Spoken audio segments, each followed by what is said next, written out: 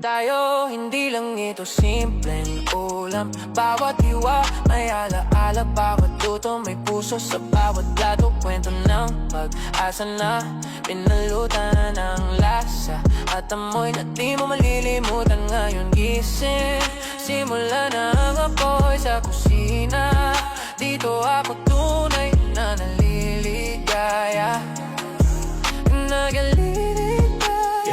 nagsimula sa maliit na kusina, susok sa kawali, di pahasa pero bit-bit ko na ang ideya. Kahit pagod sa cutting board, ako nahasa at nagtyaga sa libro ng lasa. Lahat ng sekreto sinubukan ko, 12 oras ang shift, init sa braso, pawis ay umaagos. Pero ang kumpas ng sandok sa kamay, di ko makapos. Minsan may pagkabahala sa niluto, pero nalalagpasan para tuluyang agos.